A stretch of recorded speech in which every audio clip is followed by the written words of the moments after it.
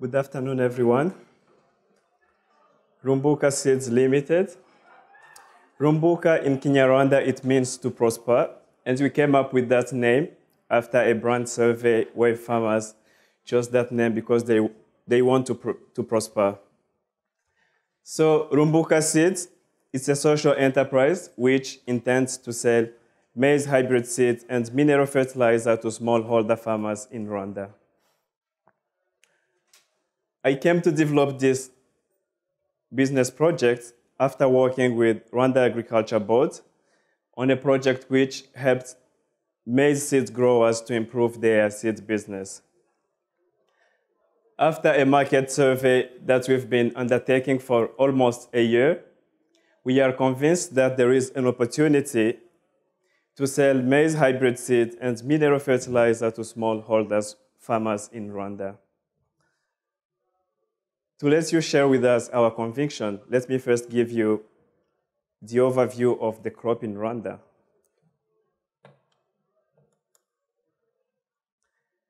Maize is grown countrywide by 1.5 million smallholder farmers.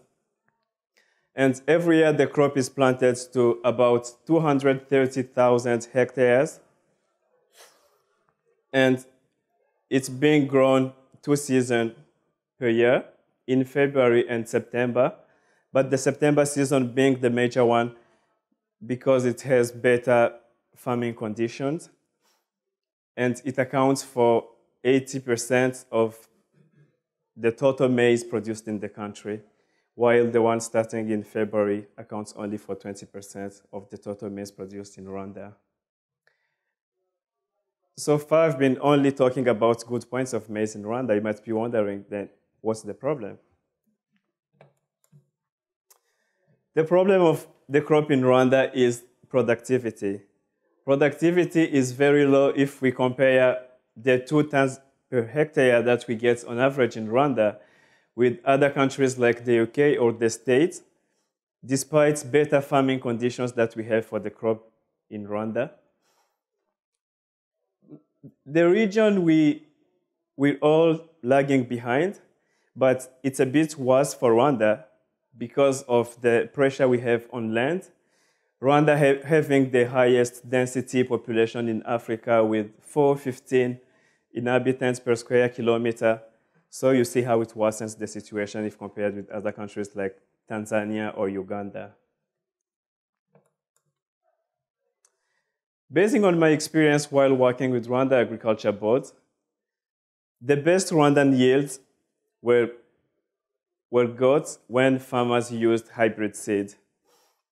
On average, best farmers or model farmers, they could yield between 5 and 6 tons per hectare when using hybrid seed, while the best achievements for model farmers growing OPV it means open pollinated varieties, and using adequate amount of fertilizers, they could get only 3.5 tons per hectare. Otherwise, most of those smallholder farmers using saved seed, which is basically grains that they store in their houses or the ones that they can collect from the markets nearby, they struggle to get even 1 ton per hectare. So the types of seed explains mostly that issue of productivity that maize is facing in Rwanda. If you look at that chart, about 80% of seed that is being used in Rwanda when farming maize is made of saved seeds. Either farmers, they store them in their houses or they buy some grains at the market. Only 17% are hybrid maize and 4% are certified open pollinated varieties. And you should remember that to get all those good yields, even in the developed countries, it's because they use adequate amount of fertilizers. Otherwise, you can't achieve those expected yields, the higher ones. How to get farmers adopting that new technology of hybrid maize? Naturally, hybrid maize seed and mineral fertilizer, they're expensive. For a typical smallholder Rwandan farmer who farms on about a half hectare, he would need to spend about £120 just buying seed and mineral fertilizer. That's a huge amount to most of those smallholder farmers because they are not able to make such an investment, and that's why most of them, they end up using saved seed. The government has tried something to address the issue. They've put in place, since 2007, a subsidy scheme where seed used to be distributed free of charge to smallholder farmers, and mineral fertilizers where the subsidy rate was between 70 and 60%. And that helped a lot because before the subsidy scheme was put in place, the average maize yield in the country used to be less than a ton per hectare. So at least now we have 2 tons per hectare, though you see that the gap is still so big if compared with better performing nations. The problem is that though we have that subsidy scheme in place, it's not going to last forever, despite the fact that productivity is still an issue. Recently, the subsidy has been reduced to 75%, and that's how many other farmers resorted again to use saved seed, because during that time between 2007 and 2014, we had 60% of smallholder farmers who have been using certified seeds, though most of them were still open pollinated varieties, but at least it was something.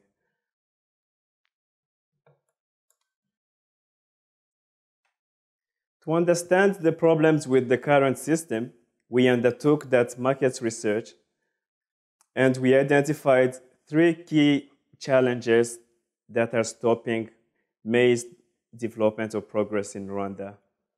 The first problem was farmers' awareness about the benefits of using hybrid maize seed.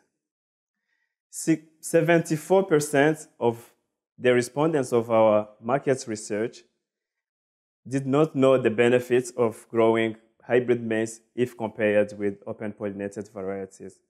Surprisingly, some of those farmers had grown some hybrid maize, but without knowing it. The second issue was affordability. Affordability also came up as an issue because about 1/3 of our respondents reported not being able to buy hybrid maize seed and mineral fertilizer. When you explained to them the benefits of that, then they asked us the price of the seed and the fertilizers. When we told them, oh, we can't afford that. Of course, it's good, but it's not able, we can't do it. So the high cost was an issue, but also the upfront payments, because in order to get the seed and mineral fertilizers, most of them, they grow to small shops in their area of agro dealers where they source other inputs and they need to pay in order to be able to get the input. Finally, another issue that we identified was availability. For the few farmers who know the benefits of hybrid maize or fertilizers, because fertilizers have been promoted in the country since a while, there is that issue of getting seeds or fertilizer in those small shops which they usually source from. During our market research and focus group discussions with agro dealers, most of their shops, that's how they looked. They were empty. And when we asked agro dealers, why don't you have enough stocks in your shops? The answer was they have that fear about the demand of the seed or the fertilizer at their village levels. So what would happen if I get these stocks and I don't manage to sell them?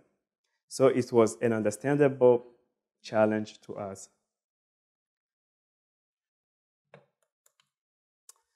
What is Rumbuka proposing as a solution? We are trying to propose something that is more holistic, if I can say, compared with what our government has been doing. For the issue of knowledge, what we will do, and which we've actually started doing, is to establish demonstration plots in order to show those farmers, let them embrace the benefits of growing hybrid maize, instead of having it as a story, or in other countries they can get between 6 or 7 tons per hectare. We've already started establishing demonstration plots in their field, and we are doing that with those farmers, sowing with them, teaching them the best agricultural practices, planting on lines, the canopy, the proper canopy.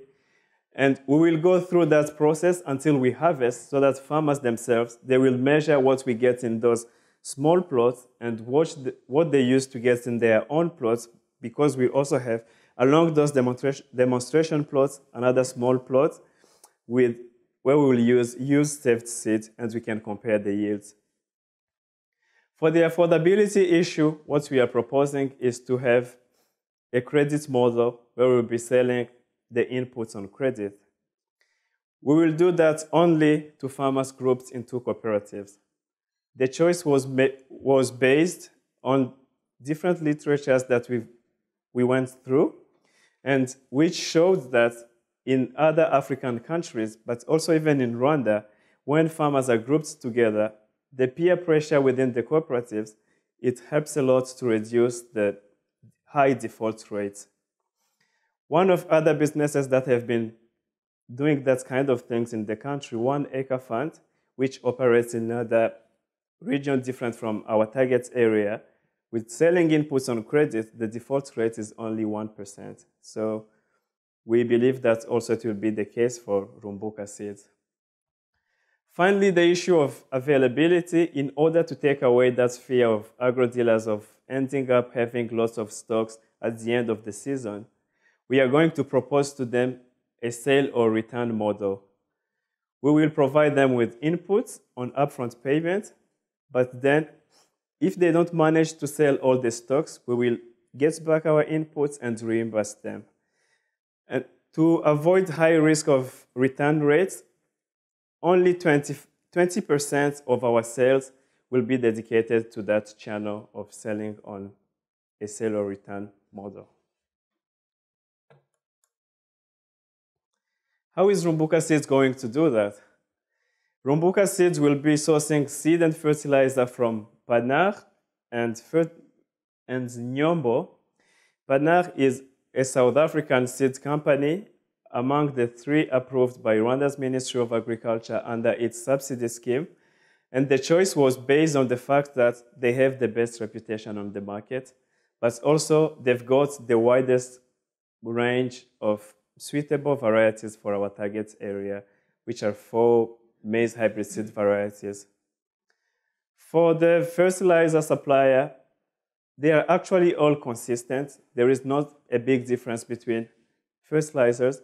The choice was mainly based on the fact that Nyombo had no restriction policy, whereas other fertilizer suppliers had already some exclusive distributors in districts in our target area.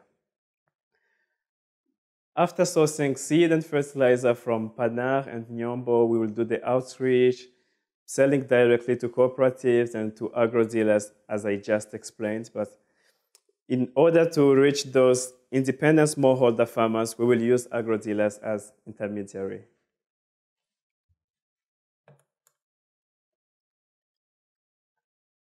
What does Rumbuka Seeds target as impact?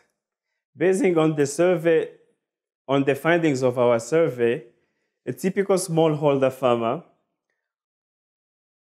using saved seed spends on average £5 buying seed and only seed, the saved seed on the market.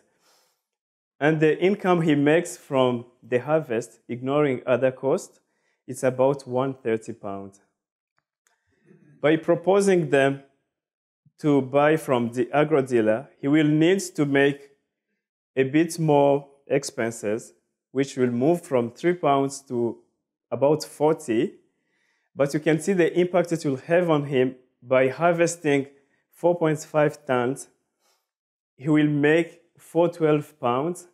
So the difference is huge.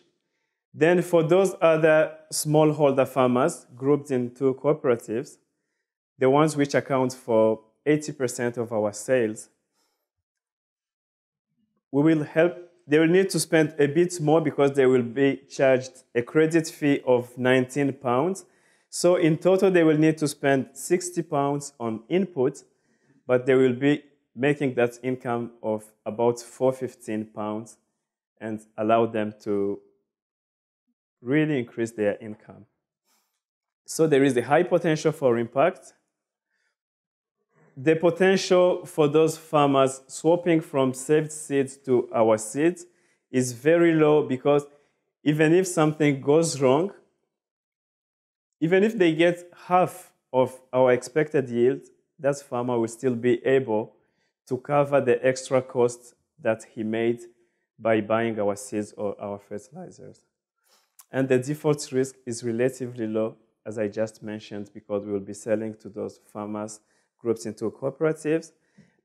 And the size of the loan is very low if compared to the value of the harvest they will be having after using our seed and mineral fertilizers.